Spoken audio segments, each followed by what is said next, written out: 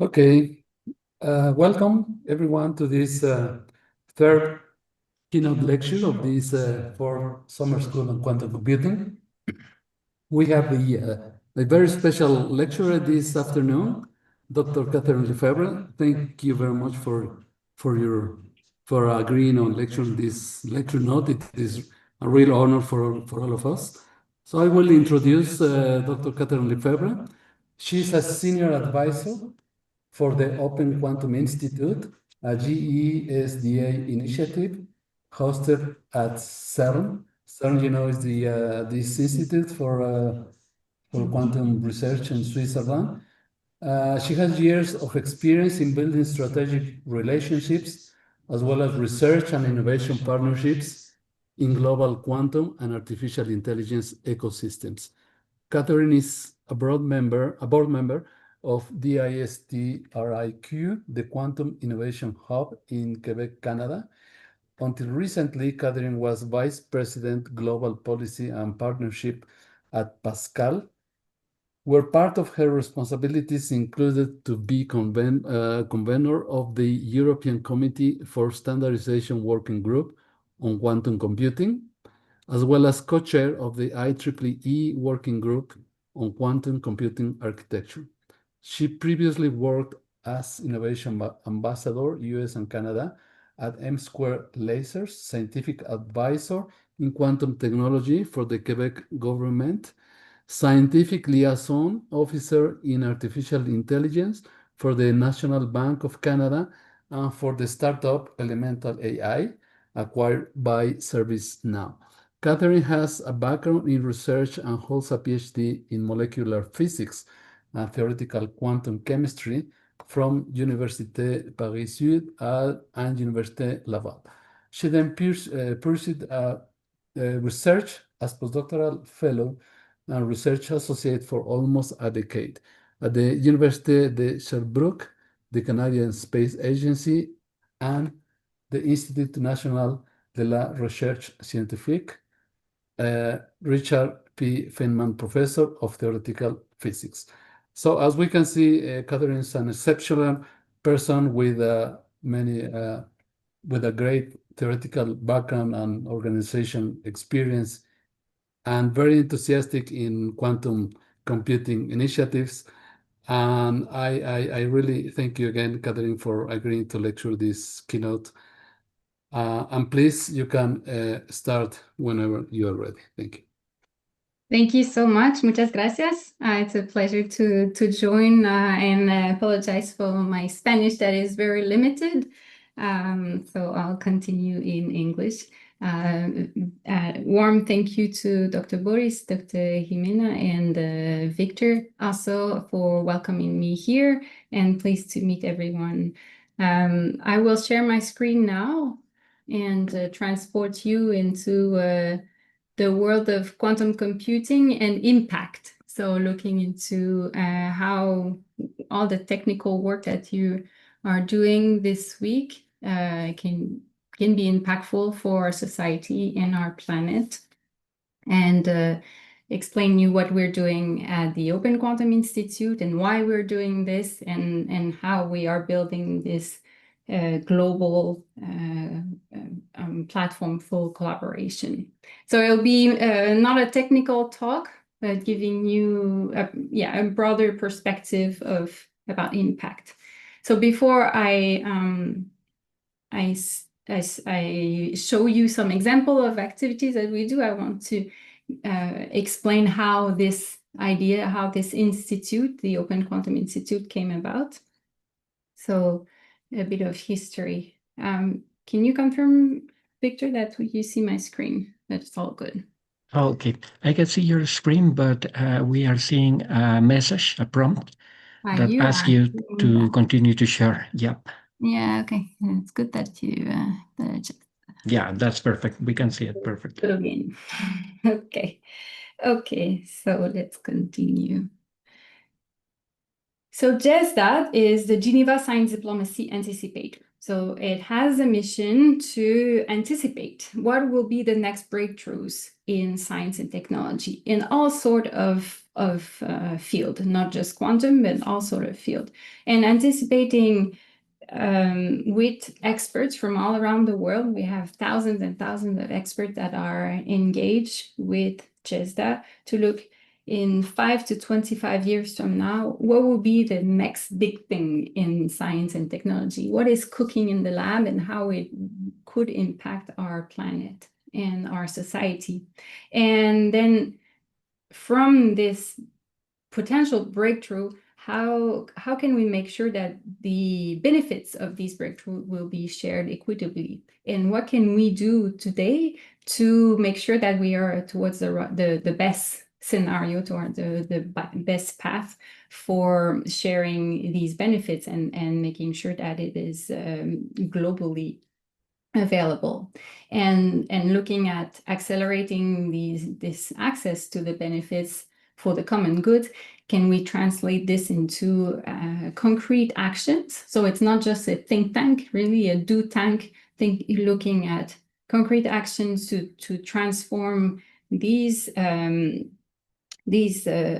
anticipation, science diplomacy, into something that will lead to concrete action. So we start with, we have a whole team that is looking at what we call the radar. So looking at the anticipation from 5, 10 to 25 years. One big aspect of it or field is looking into quantum and AI, but also in human augmentation that includes like neurotechnologies, for instance, and then also looking at eco-regeneration and geoengineering, so more the like carbon capture, for instance, or deep space or deep sea exploration, and as well as the science diplomacy in itself and the knowledge foundation, such as mathematical aspects and philosophy and so on. So looking at like really broadening our perspective and bringing scientists, but also diplomats and United Organization experts to look into, anticipate the scientific breakthroughs and the impact on us. So quantum very quickly came as one of the key topic and one of the priority at the very beginning of the existence of GESDA, so back in 2019. And knowing that, and specifically quantum computing, knowing how transformative it could become, and but then these future development currently the development are done in more of the rich countries, and not every country have access to the technology or have access to the training. So how can we make sure that the benefits of this future breakthrough, future deployment of quantum computing can be shared equitably? And so we wanted to provide this platform, neutral platform, for dialogue between science, diplomacy, and society and philanthropy to translate that into something useful and impactful that will accelerate the scientific development as well as inform policymakers and offer a collaboration globally. So this is how we came about the idea of the Open Quantum Institute. We started the design in 2021 with a task force that was co-chaired by XPRIZE and Microsoft, and researchers from different countries, including India and South Africa and Canada and Switzerland and so on. And that's how I joined also in 2021. I joined this group, and we started the design of what could be the Open Quantum Institute and what can we do with that. And so GESDA worked on the incubation of the Open Quantum Institute. And in October of 2023, we found the ideal partner to scale the initiative and get out of GESDA and really become something much more bigger and more global.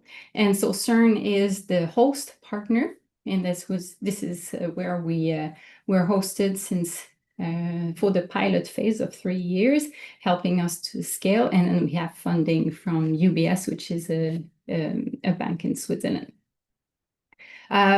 I think, important to note that Mexico has been one of the supporters since the very beginning. We have the permanent mission of Mexico sitting at the advisory committee of the Open Quantum Institute, and they're been participating in the design and the incubation of the institute. So during the incubation, we have partners from academia, from industry, from diplomacy, and from impact. And it's really important to have these different lenses and collaborate all together towards impact. So what is OQI? What is the Open Quantum Institute? It's a multilateral governance initiative. It's not a research institute. It's not a funding agency either. It's really this governance initiative to foster and promote collaboration and promote global, inclusive, and equitable access to quantum computing, and through that, explore and develop applications that will benefit humanity. So we have 4 pillars of activities, and I will present you the 4 of them, and then I will go deeper into the first one on application. This is the part where I'm the most involved, I would say, but I think I believe that will also interest you, especially for this summer school on quantum computing. So showing you some of the concrete application that we are exploring. So the first one is looking at how existing quantum algorithm could be applied to impactful application. And so we're working with United Nations and to understand their challenges and explore how we could apply quantum computing approaches to these. Once these use cases gain enough maturity, then we are looking into implementing them on hardware. So we work with industry providers who are giving access to their devices to do the implementation. So we try to have a good pool of public and private quantum computers and simulators available through the cloud from all around the world. Currently, it's mostly Europe and North America, but it's something that we are working towards expanding this pool of devices. And the way we scale it is really by advancing capacity building. So all the education that you're going through this week and is something that is really inspiring for OQI and very aligned with this activity. So how bringing partners and members to share their tools, their resources, and also together build new resources. And then the 4th pillar is really on multilateral governance. So deeply in the science diplomacy, the anticipation, and working with permanent missions from different countries that are based in Geneva to have a dialogue on the impact of quantum computing, as well as the geopolitical tensions that come with it, and have a real dialogue on hard problem. So I'll show you here is a map of several use cases that we are supporting at OQI. And so currently, since the beginning, we've been supporting 19 use cases. Not all of them have reached implementation on the hardware. After a while, we may discover that classical computing will be better suited. So we may conclude different use cases, but we've been selecting and supporting the best use cases that we find so far that would be impactful. And so looking at application around food, around health, around water, energy, and also consumption, so mining in this case, and as well as climate change. And these teams, they are spread all around the world, and we are also, as OQI has this mission to be global and inclusive, we're working towards expanding this and being a lot more inclusive in terms of the geography participation. So as I said, we work with industry partners to donate expertise and resources, access to their, through the cloud, to their devices, to implement the most mature and promising use cases. And at the moment, we have 2 use cases that are in the simulation phase. I'll show you later on what I mean by phases. And most of them are still in designing, the scoping and designing their problem, and confirming that quantum computing is actually would be a promising solution, and having, they kind of building the proof of concept. So in terms of activities for capacity building, we have built an OQI educational consortium, and very grateful to have UNAM part of this consortium, where other members are also sharing and co-developing tools and resources. And this is, we're a young institute, so this is all starting and growing. But still, we have more than 55 institutes contributing from all around the world. One of the activities that we have been supporting are hackathons. Hackathons, quantum computing for the SDGs. So we have been collaborating with a professor from New York University that's been deploying hackathons in Abu Dhabi for several years, like almost 15 years, if I'm not mistaken. And since a couple of years, we've been collaborating with her to understand the methodology and craft it for the goal of OQI. And so now it is a hackathon in a box that can be used and deployed. And with specific regions, we also supporting with our resources and including expertise and financially the deployment of specific hackathons. So I'll show you in a second where we have been active so far, and this is going to grow again next year, and hopefully after the pilot phase we continue and expand this. Another target audience for education are policymakers and diplomats, so completely different. They're not going to do a hackathon. They don't need to learn all the technical pieces, but they need to be informed, and they need to be informed about what is the state of quantum computing, what can we do now, what will we be able to do, and what will we not be able to do. So also making sure that they are not fed with hype, but with real understanding of quantum computing and understanding of the impact and the geopolitical aspect that comes with it. So we have designed this game, this serious game. It's a role play where there are 4 countries, and with different roles. One is the minister, one is the CEO of a company that has all the IP and has the only quantum computer, and the other country has the workforce, and there are tensions between the countries and so on. And then so they project yourself in 10 years from now, worst case scenario, climate crisis, the supply chain is broken, only one country is able to build the computer but doesn't have the workforce to run it, and then quantum computing, there's a quantum computing solution to mitigate the climate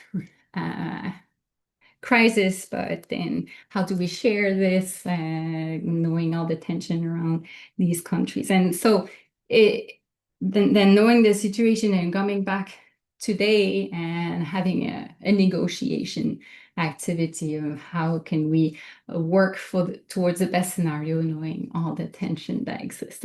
So it's interesting. It also, even for non-diplomats like me, I find it pretty interesting to be immersed in this and seeing that what we study, all the equations that we study at school, then they lead to quite impactful sorry, I'm thinking in French now, répercussions for our planet and our society. And as you know, this is the International of Quantum Technology, Science and Technology. And so OQI is sitting on the steering committee, and we're contributing to global events and yeah, to global impact altogether with UNESCO. So that's a map of the different activities in terms of the hackathons and diplomacy game that we have deployed this year. So you see the picture at the bottom of the slide. A few weeks ago, we were in Ghana for the very first hackathon that we ran there. So we worked with the host institution and supported this hackathon. My colleagues were in Thailand a few days ago for another hackathon. And then the diplomacy game is what you see on your left corner. So it's a different type of activity, as I explained, and we've been deploying it in different countries, including Costa Rica in May, Philippines last week, and we've been doing it in the US a couple of times, and that is continuing to expand. And just finally, very quickly, on the governance side, as I mentioned, we're discussing on the quantum diplomacy aspect, looking at the global security, trade, environment, talent mobility, and so on, working with diplomacy experts on this topic, with the aim to inform policymakers and diplomats on the state of the technology. So we have built this institute and growing it, and this wouldn't be possible without the whole global community and members participating and supporting and bringing their ideas and building it with us, as well as it wouldn't have been possible without the advisory committee that are really advising us for real on steering us towards the right direction, bringing the perspective from countries from all around the world, and also from industry and startups, as well as large corporates and academics. So grateful for this. And as you see, Mexico has been one of our advisors since the very beginning, as well as other countries like in Latin America, like Brazil, Chile, and so on. So I'm gonna now invite you to look into the methodology that we have developed to explore use cases. So this is the piece that I lead, and I think as you are learning about quantum computing this week, you're learning to apply it. So I hope that will be interesting for you.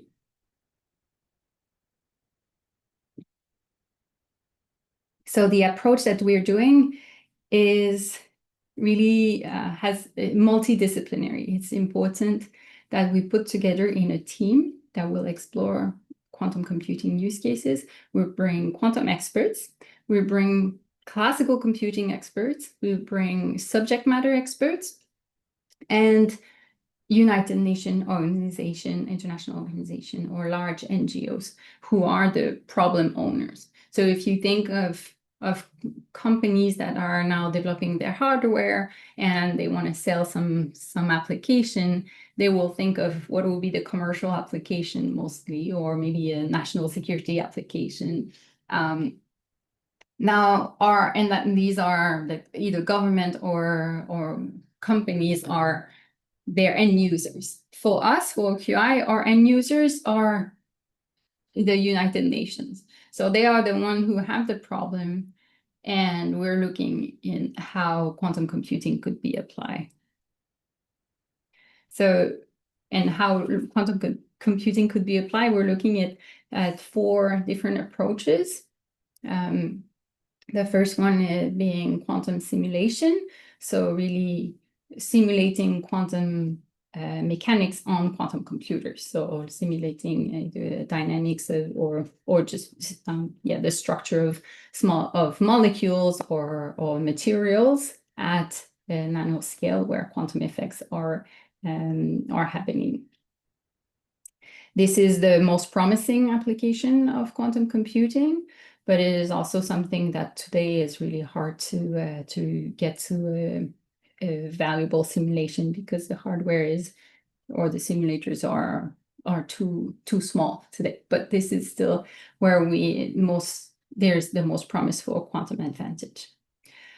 We're also looking at more either quantum inspired or less still promising, but not as sure that we can reach quantum advantage, are dealing with more classical problem, but thinking using quantum algorithm or quantum approach to these, so such as optimization, machine learning, or looking at the linear system of equations, so such as PDEs, to look at the dynamics of problem. So if I come back, so optimization, trying to approach the optimal solution, so maximizing or minimizing a cost function, and with a large number of options, a quite complex also combination of options. And machine learning, more on the predictive ability of statistical models and how quantum machine learning algorithm could improve these. And then partial differential equation as looking at dynamics, such as like fluid dynamics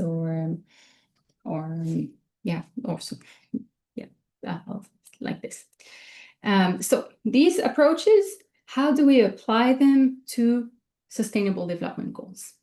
The UN organization, the United Nations has defined 17 goals that until 2030 that need to be achieved with clear targets, and that will help humanity, that will help all of us on this planet to live better. So in terms of goal on no poverty, on zero hunger, on good health and well-being, and so on, down to, as you see, life below water, life on land, and partnership to achieve these goals. So grand ideas, they've spent years to design these goals and long discussions, and there are really clear targets and indicators to reach these goals. And now we're 5 years until the timeline that was set, 2030, and already discussing what will be next. Well, how do we go beyond? Because what is clear is that we're behind. We're behind these goals. We're not going to achieve all of them as was set for 2030. So there's the idea is emerging technology could help to accelerate some of these goals, at least contribute positively. So that's our mission. How could we use these 4 quantum approaches to help accelerate the sustainable development goals?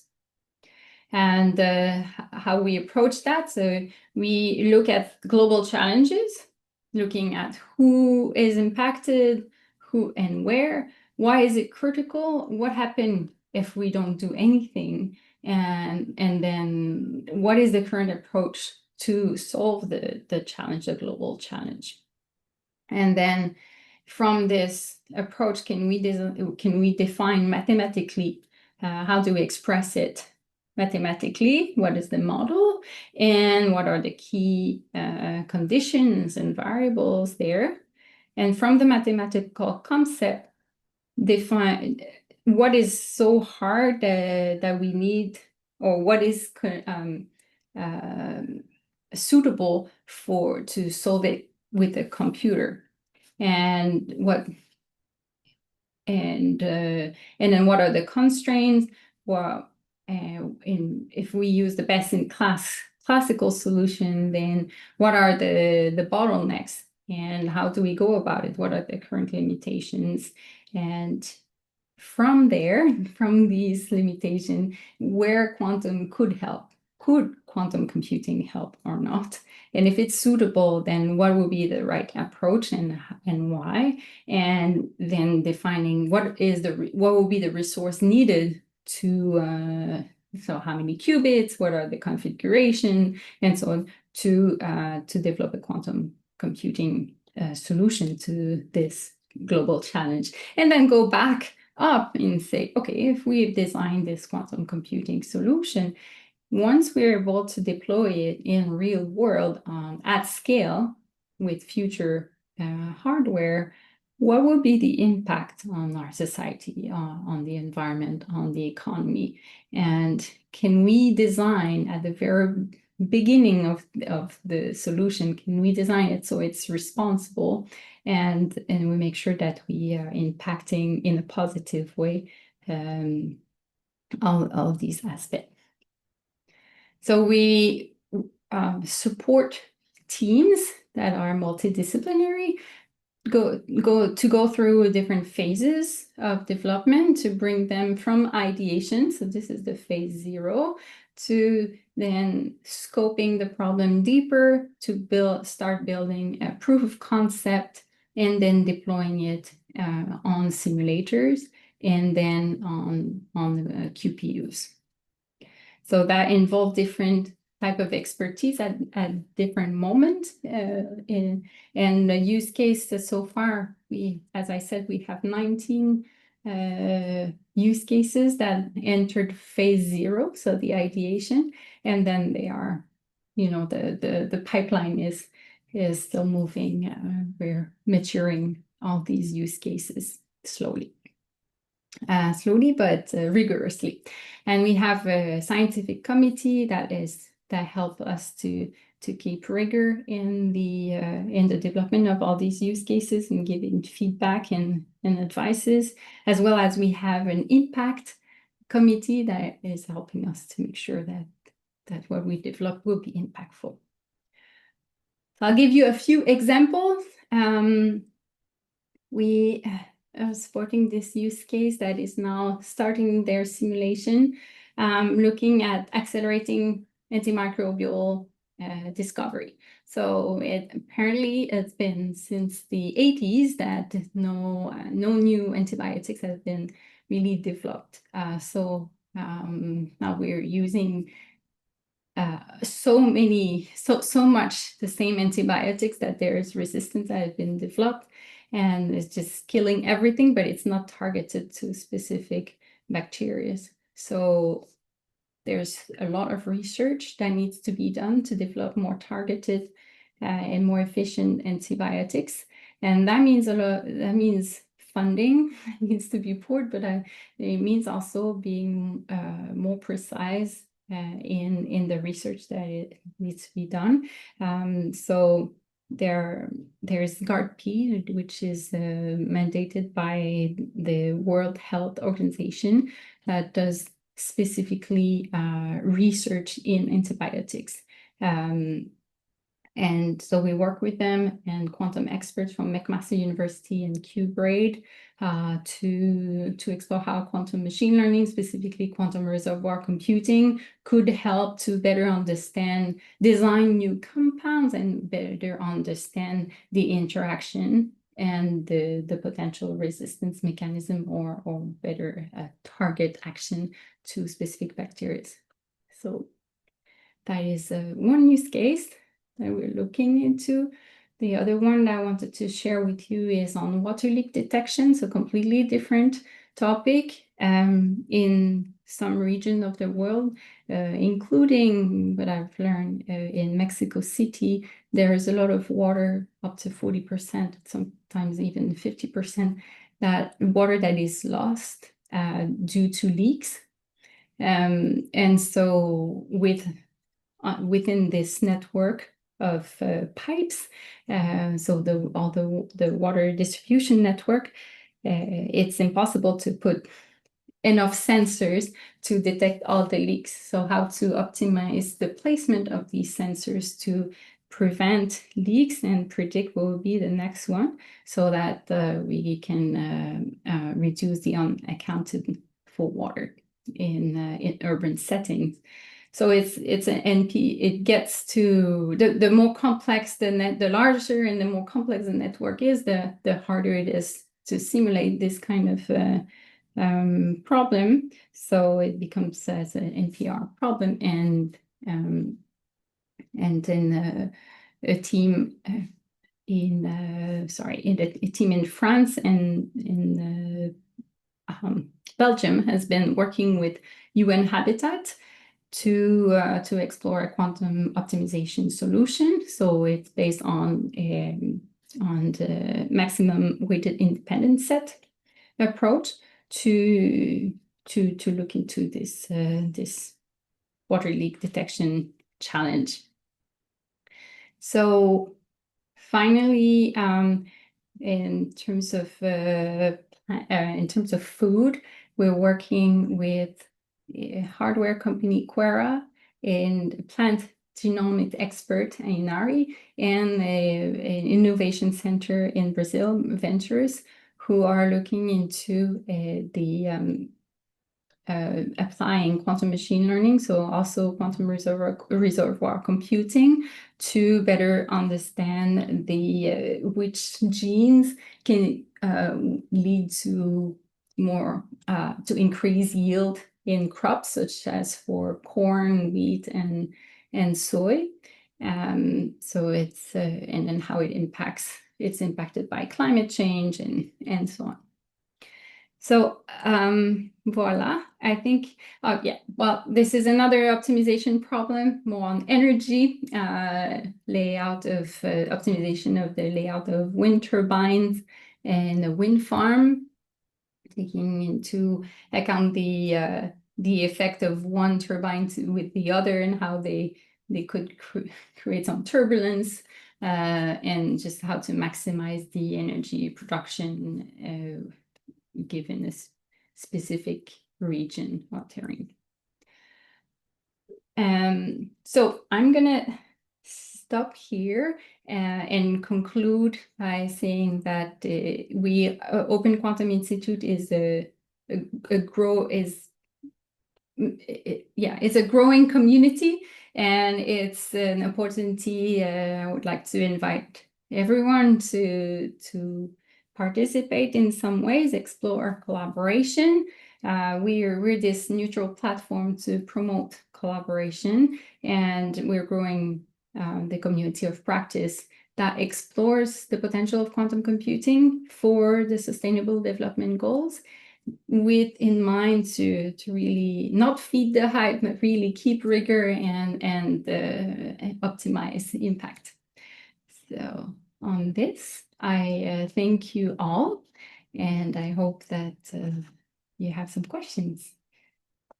So I'll stop sharing, I guess. Oh, that will be great. Okay, thank you. Thank you very much, Catherine, for such a great talk. Now we have a good idea on what OKI is working, and I'm sure some of our participants will be interested in collaborating maybe, or perhaps asking for further information from your part. I will start by asking you the following. How can we collaborate with OKI, or well, with OQI, what are the contacts here at Mexico? Well, you have a member here. So SECAV UNAM is a member of OQI. So you have a direct connection. And I can put back, but OQI, just put it on the web search, and you'll find all the information. I can put back. Should I put it back, or I put it in the chat maybe? Yeah, as you prefer. Happy to connect. We welcome everyone to be friend, and members are contributing and are co-shaping with us the initiative.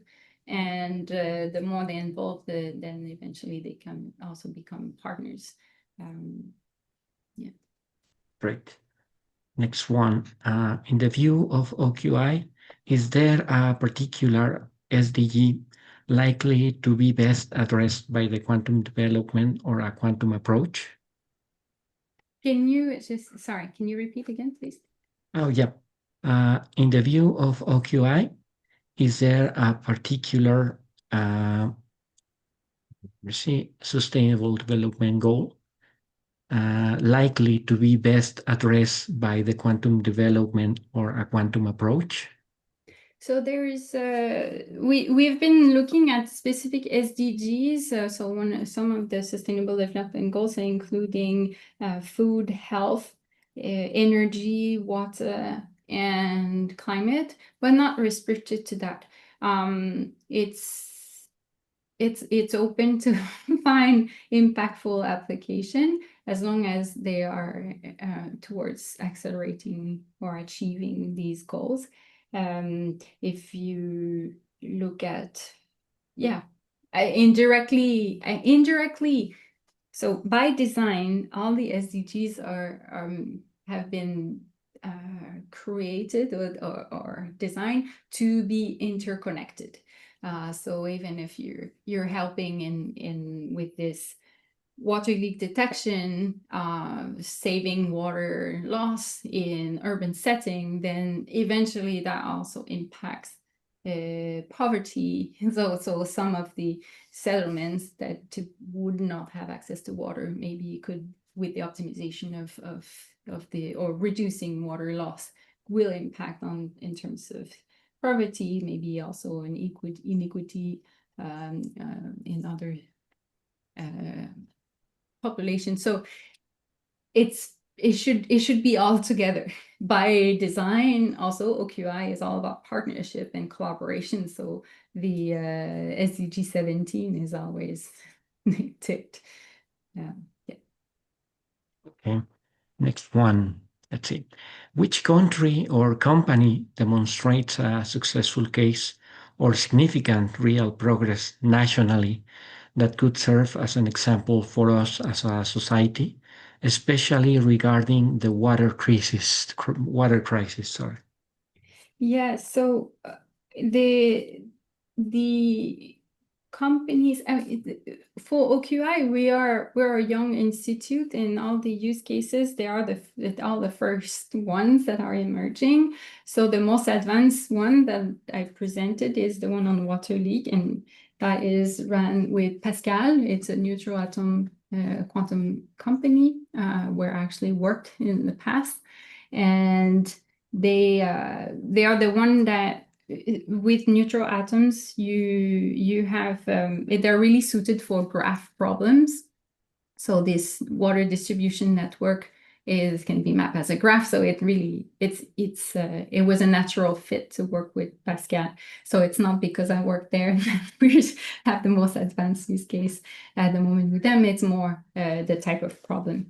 Other type of problems, we can work with other companies. So I think the question, I don't have a specific answer to which one is leading, because with OQI, we're quite young and early. And then most companies, they are looking into commercial application, if they need to make money, right? They need to to make it useful. And we're seeing more and more interest in having an impact. So and they're shifting a little bit their activities, and at least keeping a certain percentage, thinking about impact. So OQI is providing this platform for showing how their hardware would be impactful.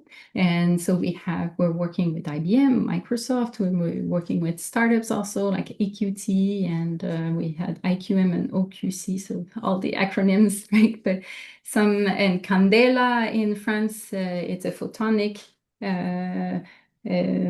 hardware company, is working on a use case that is pretty advanced also.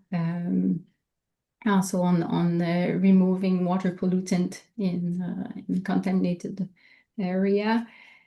Yeah, long list. In fact, long last year, list. And on the impact side, no one is winning, no one is losing, everybody's winning. We all need to be working all together on this. Next one, let me check the time. Yeah, we are okay. What would be the ideal profile for someone that wants to collaborate with OQI, talking as a recent physics undergraduate? Yeah, so I like all the questions that I am hearing. The more multidisciplinary, the better it is for OQI. So to develop a use case that would be impactful, we don't need only the quantum experts. We need the domain experts. We need those who have tested it classically and know exactly what are the bottlenecks. We know how to apply this problem and what it means for the society. So like antibiotics experts. And then, so it's very diverse, and we need those who are impacted by the situation, the challenge, the global challenge, and bringing their perspective. So in one of the use cases, we had a student, PhD student in electrical engineering in India, who's experiencing blackouts all the time, and saying, okay, I want to be part of this use case, and she'll explain to the rest of the team that is in the UK, like this is how we're impacted, and how her community is approaching it. And so it changes the way that we design at the very beginning the solution. So the answer is many type of expertise are needed and welcome to participate in the use case development. So not only the quantum experts. If quantum expert, they really know about the algorithm, they really know deeply what are the exact conditions, how to design from extracting the problem, design what are the conditions, the boundaries where it would make sense for quantum computing. And then that is a hard thing, and it's not a plug and play. So it's very important, even classically on the computer science aspect, it's not that simple. And then quantum computing, we know less, we're still discovering. So at that level, we tend to work more with experts who have a deep understanding of the quantum algorithm. So if the track for the student who's undergrad and they want to become expert in quantum computing, that is so much needed also. Okay, so there you are. You have the profile that is most desired. Thank you very much. Next one. Oh, this one is very interesting. As a Chief Information Security Officer in the government of the state of Sinaloa, Mexico, I have the responsibility to ensure that our systems and databases become safe from quantum cyber attacks. Is there a feasible way for us to collaborate with you to implement post-quantum cryptography or point us in the right direction? Yeah, so okay. So PQC is something that we are discussing with experts more on the governance side to inform diplomacy experts rather than us developing a solution. So we may be able to point to specific references or people happy to take it offline. And there are new standards, like NIST has put their standards a while back, and then they're still developing new ways, and countries are starting to define the timelines for quantum safe. So when we should implement in different areas, so different at the government level, right? Where PQC should be implemented, and this timeline has been done for the US and France and some other European countries, but I'm not aware of a timeline for Mexico. So happy to link to the intelligence report that we keep updating every year. That is also on the website. Now, on the use case exploration that we're doing with OQI, the type of use cases, we're not exploring security per se. So you saw in the 4 approaches that we're looking, like optimization, machine learning, PD, and simulation.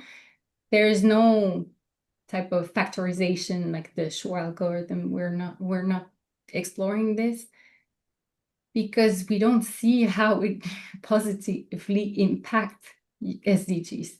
We see how it can break encryption, but in breaking encryption, we don't see how it positively help our planet and society. So if someone comes with a good example of factorization for the SDGs, then we'll be welcoming it. And if that can be helpful for this person who asked the question, then yeah. Thank you so much. That was a tough one. Okay, we have here another tougher. Okay, here's the next one. I understand noble goals of OQI, but I would like to know what will be the real impact of these efforts in most countries in the world, like Mexico, where there is a lack of resources to build quantum computers. Renting time is expensive. There is no large-scale technical preparation, etc., etc. What would be the real impact of these efforts for most countries like Mexico? Yeah, that's an excellent question too, and that's where we want to be the most impactful, in a sense. Not the work shouldn't be done only. We're based in Geneva just because it started there, and Geneva is this international neutral ground. CERN is also seen as an expert in physics, but also for science diplomacy, like international collaboration. Now, where we want to be operating and having impact is in Latin America, Africa, Southeast Asia. These are where we see that the resources is slim, but the resource in terms of access to the quantum computers, access to training, and really building capacity is really this is where we want to be most active. The use cases too, we would like to have them deployed and tested and working in collaboration with countries from these regions. As we are continuing to grow, this is really where we want to head out, and the dream that I shared when I visited Mexico City in April, with UNAM, and visited Dr. Boris and Dr. Jimena, and we discussed, our dream is to have hubs locally in these regions, and this is really where we could have an impact. We need to finish the first 3 years of pilot phase, and onboarding more teams or more participants in teams from these different regions, to learn about the methodology and bring their perspective, bring their challenges to explore where quantum computing could be used. Okay.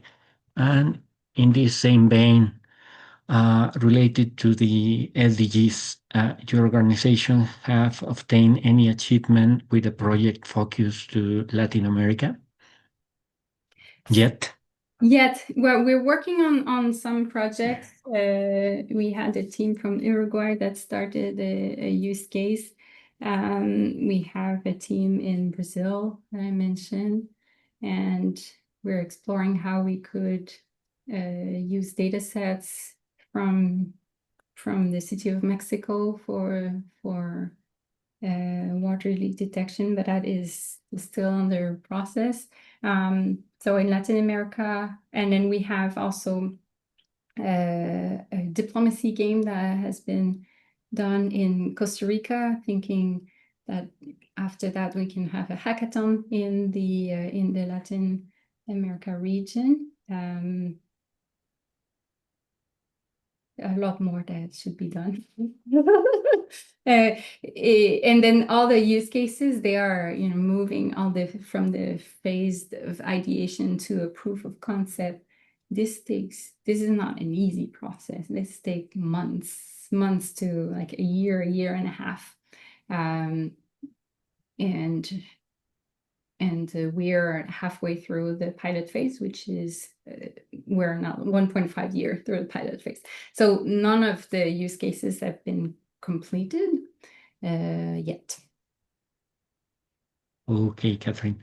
We have run out of time. If you agree, I can select one question more, and we are done. Do you agree with answering one more? Okay. Yeah. Okay, let me check. There are many of them. Oh, this one is great. Is it realistic to expect practical quantum advantage in non-trivial problems before 2030? I like that.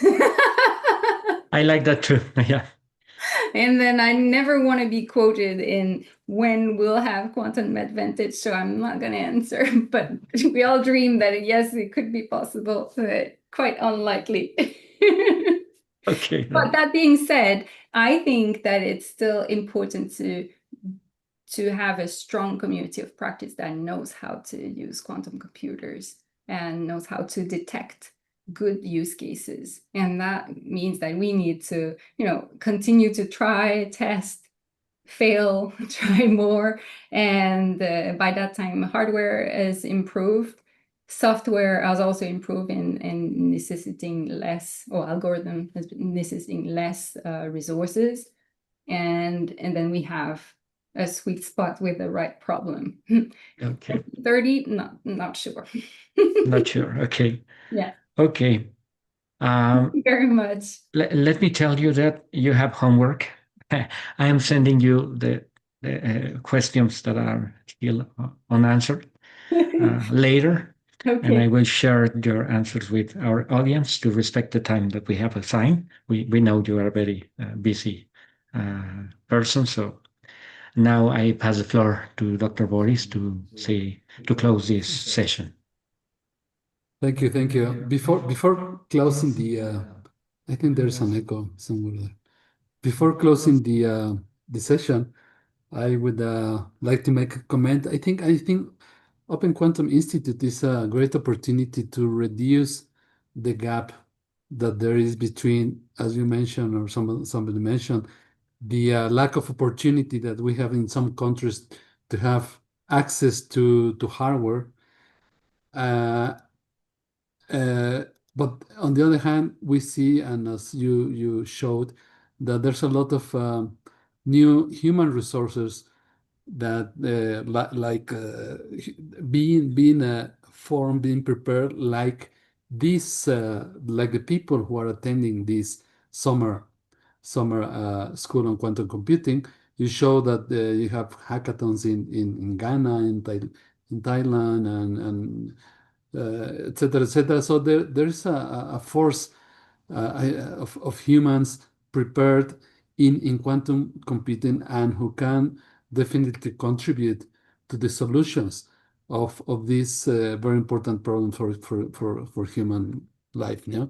So I think it's a very good opportunity for these new people who are becoming experts in quantum computing to collaborate in solving important problems. And with the help of Open Quantum Institute, we can have access to these difficult resources, these hardware and expensive resources, which are limited to only few countries in the world. So I think it's a good opportunity for not only to solve problems in our countries, but to contribute to solve the problems with solutions.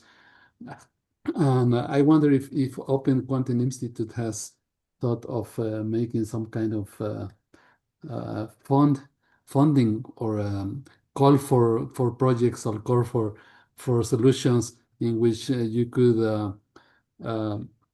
help this idea. I mean, of promoting people from these countries to contribute to solutions and make use of this hardware, so that we can. Yeah, I don't. I make myself clear, not to reduce the gap between the owners on the hardware and the people who can contribute to solve the problems in countries like ours. Yeah, I think you hit the nail. That's the mission that we are hoping to put together with all of everyone else, and we're doing it at the small scale now, too small, but you see where we're heading. And there is a little bit of limited funding that we have to support some of the projects. But as we grow, we should. I like your idea of having a pool of like a funding pool and expanding more. And then what I hope to see is that the methodology that we're developing with OQI can be used. You don't need Catherine to be everywhere to support these use cases, but the methodology is on the website. It's also open. It's like all the tools, the resources that we're building, testing with members of OQI, we make it available openly. Then, as you point out, to the next two barriers are cloud access and funding. And so with that, we have a little bit at OQI to provide funding, but we need more to really scale globally. And for access, we have a pool of devices that are available in the cloud through our partners. We need more also. So, but this is as we scale, I think this is exactly how you describe. This is where we're aiming to become, and we won't be able to do it without you, without other participants, other experts, and who share this common goal. So I really appreciate. Thank you. Thank you very much, Catherine. This has been a very inspiring and interesting lecture for many of us. And really, on behalf of the National University of Mexico, I want to thank you for this very interesting lecture. I'm sure many people are triggered with how to contribute to solving these important problems. Thank you very much, Catherine. We'll be sending you a certificate of participation. And we hope we can meet again very, very soon, and we can keep collaborating with each other. Thank you. Thank you very much. Thank you so much for the opportunity. It was a privilege. Muchas gracias.